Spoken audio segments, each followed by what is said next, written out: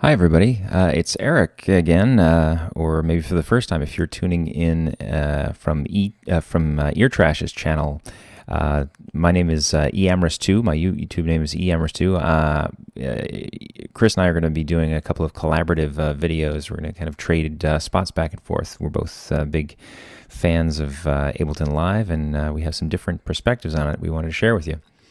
So one of the things I want to look at is a couple of quick tricks and tips for session or clip view. I'm a big fan of clip view, like the live aspects of things and kind of juggling things around in live sets and performing with live. So I wanted to start there and share some things with you. Here's a really, really good one. You may or may not be familiar with MIDI mapping of clips. But there's one really interesting thing you can do.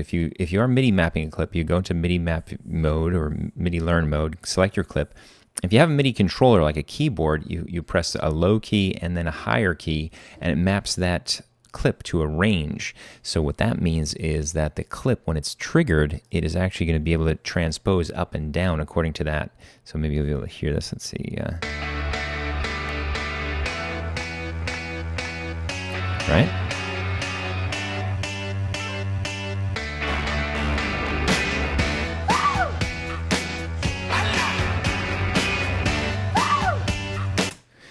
Right? Pretty cool, right? So it really gives you a way to perform with live as if it was a sampler. So that's my first tip. Second one, and this is kind of another fun one, you may or may not have noticed that you can, in clip view, if you rename any of the session or the scenes over here, if you put, say, 132 BPM, you put that anywhere in the name, when that is triggered, when that scene is triggered, it automatically sets the overall tempo for Ableton. So say that one was 132, I'll go over here and change this next one to 145 BPM, and I'm going to have one more, and I'm going to call that 120. Whoops. Not 11, no, that would have been really high, 1220, that would have been crazy, 20 BPM. Okay, so now when I click on these guys, you're going to see up in the corner here, the BPM is changing. And nothing's happening right now because nothing's playing. And also, when I trigger that scene, there's no clips in there. So it's a little bit weird. And that's going to show you the next trick I wanted to show you about. So say I select all the clips across all the tracks in that particular scene, and I remove the stop button. Okay? Now what that means is there's nothing to trigger there. So if I happen to come up here and I trigger this clip, and I come down here, I'm going to trigger it with that new tempo, right? Now, if I trigger this one, it stops the clip. If I come back here, it's going to trigger it again. And this one down here, it's only going to trigger the scene and the new tempo, but not stop the clip. Okay, this is a really cool thing, being able to trigger new scenes, but not necessarily stop all of the clips in there. Like, for instance, say I have this guy, and I put him down in here, and I happen to have something that's playing.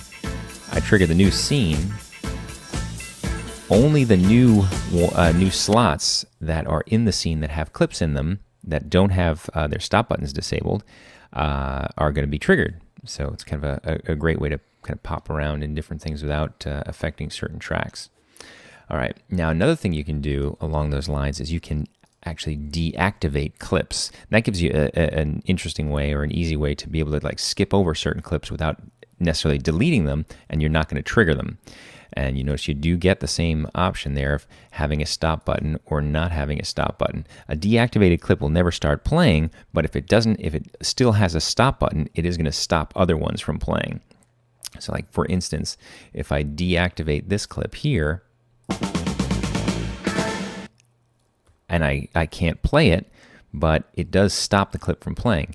Now if I change that and I actually remove the stop button, you see I can skip right over there without doing anything. Right? Okay, so that is removing the stop button. We've got disabling clips. Now the last tip I have for you here is I wanted to talk about how you can kind of put together scenes on the fly. So say I have this clip playing. another clip playing. I don't like those. I'll look at these two. And this one. And this one. Now, it'd be tough for me to remember during my set, my live set, which ones exactly were triggered. So I'm going to come over here and just say, all right, capture and insert scene. So I insert a new scene that contains all the clips that were selected and playing at that time. So it gives me a nice way to just be able to come back automatically there and go ahead and trigger that as a group. So those are the tips for today. Tune in. You can visit us at either eartrash or at eAmorous2 here on YouTube. You can see all sorts of different kind of perspectives on stuff. I happen to notice that eartrash is using a PC and I'm using a Mac, but we're going to get along a lot better than the typical, because we have Ableton to kind of keep us together on this. All right, we'll get different perspectives all around. Enjoy, be inspired, do great stuff. Take care. Bye.